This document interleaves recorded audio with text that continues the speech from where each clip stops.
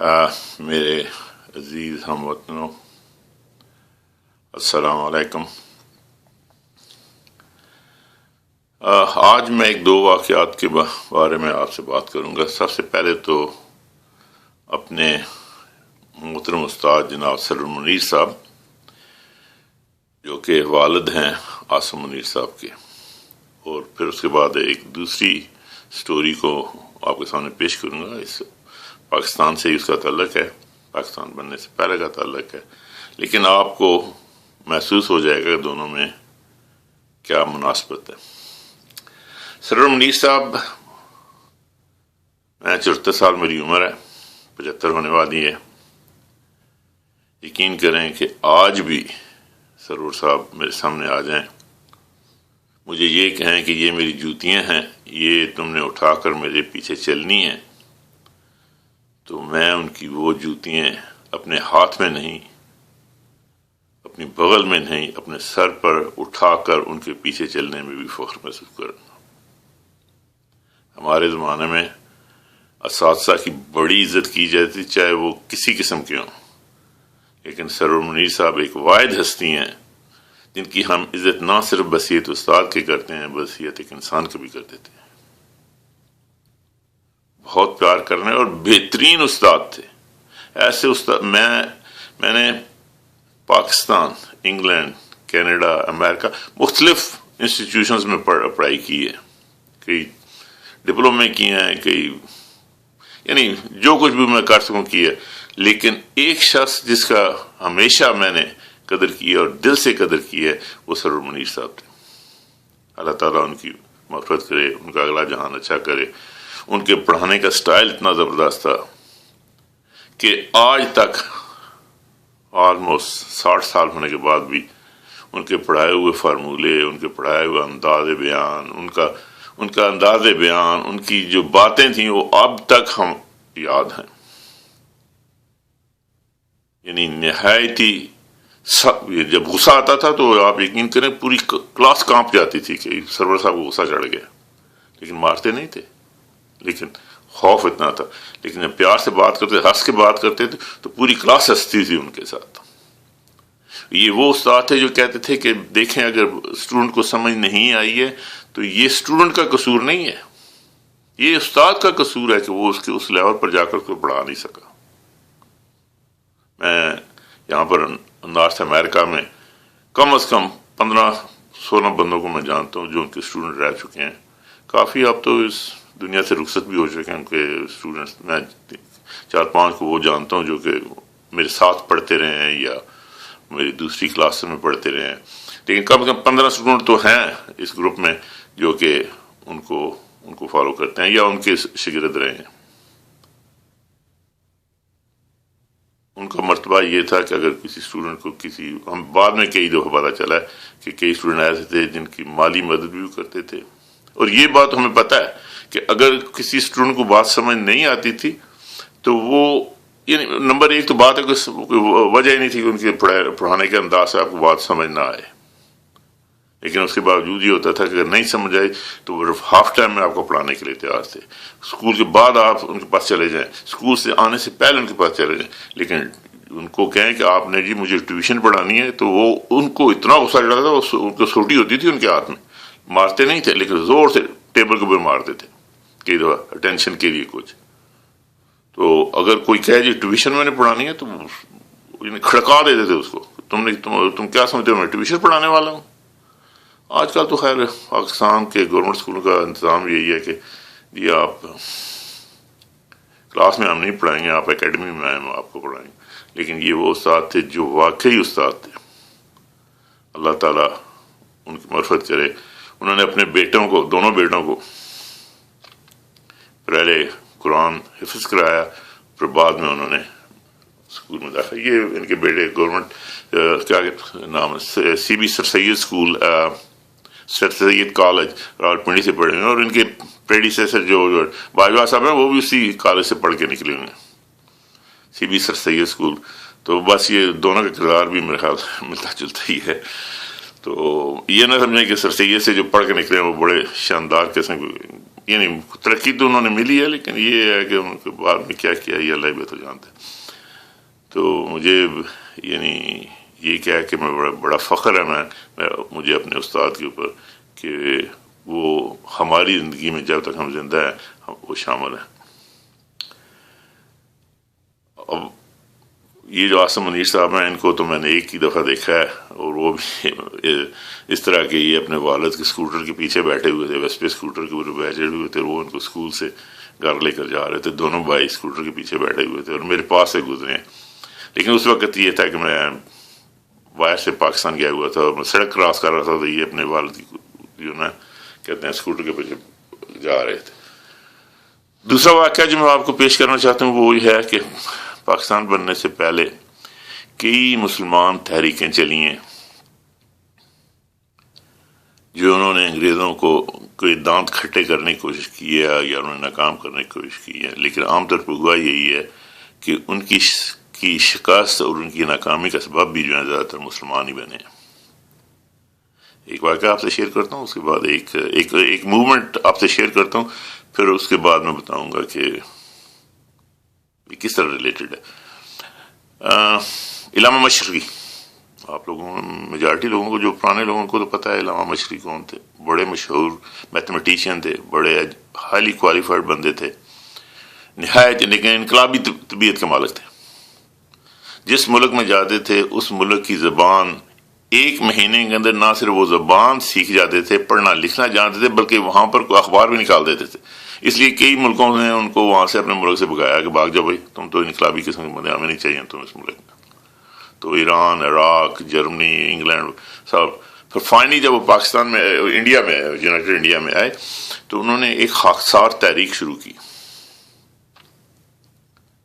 بہت کامیاب تحریک تھی. اس کے وہ جو ورکرز تھے وہ جان دینے والے ورکر تھے، اور پورے انڈیا سے یہ ورکر ان کی پارٹی میں شامل ہوتے. اس کا نام تھا خاکسار تحریک. سب سے بڑی ان کی شناخت یہ تھی کہ خاکی شلوار قمیض ہوتی تھی اور ایک بیلچا ہوتا تھا، بیلچا پارٹی بھی کہتے تھے کئی لوگ، اور ایک تھیلا ہوتا تھا جس میں کہ کھانے پینے کا سامان ہوتا تھا. حکم ملتا تھا سالار کی طرف سے کہ فلاں جگہ پہنچنا ہے، تو وہ اپنا بیلچا اٹھاتے تھے، جہاں تھیلے میں کچھ جو کوئی کھانے پینے کا ہوا، دال، چنے ہوئے، کچھ ہوا، روٹیاں ہوئی، کوئی کھا کر نکل جاتے تھے، پرواہ نہیں کرتے تھے، اور جان نثار تھے اپنے لیڈر کے.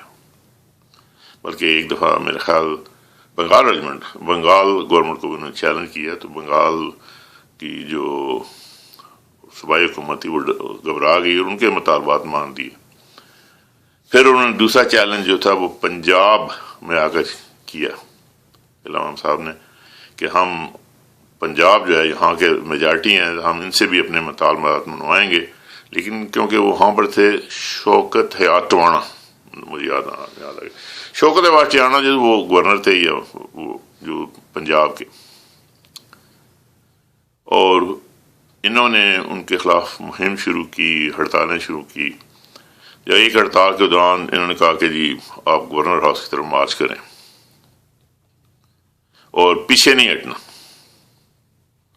اور شوکت ٹوانا صاحب نے بھی کہا کہ آؤ تم، ہم بھی تمہارا بندوبست کر رہے ہیں. اور انہوں نے آگے سے فوج تیار کی ہوئی تھی اور حکم تھا کہ ڈائریکٹ گولی مارنی ہے، یہ نہیں کہ آپ نے ان کو ڈرانا، ڈائریکٹ گولی مارنی ہے.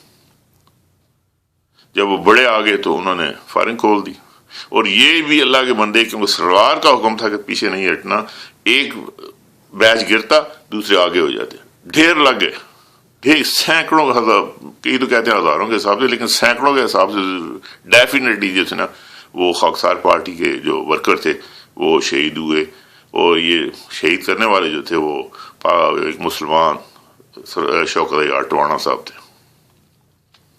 بہرحال اس کا اثر یہ ہوا کہ یہ جو موومنٹ تھی اتنے آدمیوں کے ذہان کے بعد کمزور پڑ گئی اور اس کا آہستہ آہستہ خاتمہ ہو گیا. لیکن یہ مجھے یاد ہے کہ جب پاکستان بنا تھا تو اس وقت بھی ہمارے شہر کے چوراہے میں ہفتے میں ایک دفعہ یہ لوگ اپنے بیلچے اٹھا کر، اپنے جو ہے وردی پہن کر خاکی کرتے تھے، مارچ کرتے تھے اور اپنے یہ لیڈر کے ساتھ اتحاد کا مظاہرہ کرتے تھے.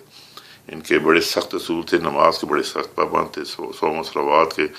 ان پر، یا اگر کوئی غلطی کرتا بھی تھا تو خود بتاتا تھا کہ مجھ سے یہ غلطی ہوئی ہے، اور وہ بھی کئی دفعہ ان کو کیا کہتے ہیں وہ درے بھی پڑتے تھے، اور یہ خود جو ہے وہ ایکسیپٹ کرتے تھے کہ یہ ہم سے غلطی ہوئی ہے تو ہمیں اسلام نے، یعنی بڑی اسٹرانگ قسم کی، اور انہوں نے کم از کم برٹش گورنمنٹ کے، اگر کامیاب ہو جاتے پنجاب میں تو پھر انہوں نے برٹش گورنمنٹ کو کافی ہلا دیا تھا. بات یہیں تک ختم ہوتی ہے. لیکن اس کے بعد ایک قصہ جو مجھے میرے ایک معزز دوست نے، کیونکہ کچھ باتیں تو میں نے جو ہسٹری سے لی ہیں یا بڑوں سے سنی ہیں، کچھ ایسے ہیں جو لوگوں نے مجھے سنائی ہیں، وہ میں آپ سناتا ہوں. پھر میرے ایک دوست ہیں جو انگلینڈ میں، ماشاءاللہ کافی عمر کے ہیں، 90 سے اوپر ہو چکے ہیں، تو وہ پاکستان بننے یا اس موومنٹ کے دوران اس میں اس کا حصہ تھے، اس کو دیکھتے رہے. تو وہ کہنے لگے کہ جب یہ جو تھا شوکت یا ٹوانا، اس سانے کے بعد لوگ اس کو گالیاں دینے لگ پڑے، ماں بہن کی گالیاں دیتے، یہ ہے وہ ہے. اور ایک لفظ میں جو سوشل میڈیا پر میں استعمال تو نہیں کرنا چاہیے، لیکن اس کے استعمال کے بغیر میرے خیال یہ ویڈیو، یہ قصہ مکمل نہیں ہوگا. تو یہ میرے دوست جو ہیں، جو ماسٹر صادق صاحب، انہوں نے مجھے بتایا، کہنے لگے کہ لوگوں نے ٹرینڈ چلایا کہ شوکت یا ٹوانا حرامی ہے. یعنی معاف کیجیے گا یہ لفظ میں استعمال نہیں کرنا چاہتا تھا، لیکن آپ کو پتہ چل جائے گا کہ اس کی وجہ کیا ہے کہ میں نے یہ الفاظ یعنی آپ کو بتائیں. اور یہ مجھے میرے دوست نے بتایا، میرے بزرگ نے، کہ یہ ٹرینڈ چلا کہ آپ جی شوکت یا ٹوانا جو ہے حرامی ہے. بہرحال لوگوں نے زور شور ڈالا، ایک جلسہ ہو رہا تھا، کافی لوگ اکٹھے ہوئے تھے. تو اس میں ایک عورت آئی، اس کے ساتھ 3-4 بندے تھے. انہوں نے کہا جی مجھے اسٹیج پر جانے دیں. انہوں نے کہا بزرگ عورت ہے، پتہ نہیں کیا ہے، بلا لیا اس کو، اسٹیج پہ چلی گئی. تو اس نے سب سے کہا کہ دیکھو بات یہ ہے کہ میں شوکت حیات ٹوانے کی ماں ہوں، اور یہ قرآن میرے ہاتھ میں ہے. میں اس قرآن کے اوپر ہاتھ رکھ کر قسم اٹھاتی ہوں کہ یہ حلالی ہے، لیکن اس کے کام حرامیوں والے ہیں. پلیز معاف کیجیے گا یہ الفاظ ادا کرنے کے. تو بات یہ ہے، اس سٹوری کا میں کس طرح جوڑ رہا ہوں سر منیر صاحب کے ساتھ. میرے خیال میں اگر سر منیر صاحب بھی آج زندہ ہوتے، جس طرح ہم ان کی دل و جان سے قدر کرتے ہیں، جس طرح ان کو اپنے ملک سے پیار تھا، اپنی قوم سے پیار تھا، اپنے اسٹوڈنٹ سے پیار تھا. مجھے پتہ ہے میں کئی واقعے بیان کر سکتا ہوں جس میں انہوں نے بڑی فراخ دلی کا مظاہرہ کیا، کس طرح انہوں نے ہر اسٹوڈنٹ کی مدد کی. بہرحال ایک میں پورا لیکچر ان کی زندگی پر تیار کر سکتا ہوں. تو میرے خیال میں اگر آج وہ زندہ ہوتے تو وہ بھی قرآن سر پر اٹھا کر وہی بات کہتے جو شوکت یا ٹوانے کی ماں نے کہی تھی. افسوس ہے.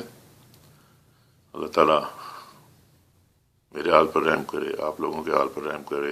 دعا کریں کہ ہم سب اس مشکل وقت میں جو اس وقت پاکستان کے بدر گزر رہا ہے، اللہ کی رحم سے مایوس نہ ہوتے ہوئے دعا کریں کہ یہ وقت ہم سے گزر جائے اور ہماری قوم راہ راست پر آ جائے. آپ میرے لیے دعا کریں، میں آپ کے لیے دعا کرتا ہوں. ہم سب مل کے پاکستان کے لیے دعا کریں، مسلم امہ کے لیے دعا کریں. اور آخر میں ایک بات اور ہے کہ میری والدہ پچھلے دنوں سے کچھ بیمار تھیں، تو اب ماشاءاللہ تھوڑی صحت ہے. میری دعا ہے کہ جن کے والدین زندہ ہیں اللہ تعالیٰ ان کو حیات دے، صحت والی زندگی دے، اور جو بیمار ہیں اللہ تعالیٰ ان کو صحت دے، اور جو فوت ہو چکے ہیں اللہ تعالیٰ ان کے درجات کو بلند کرے. میرے بھی جو بزرگ اس دنیا سے چلے گئے ہیں ان کے لیے آپ دعا کریں. میں آپ کے بزرگوں کے لیے دعا کرتا ہوں. انا للہ و انا الیہ راجعون. السلام علیکم.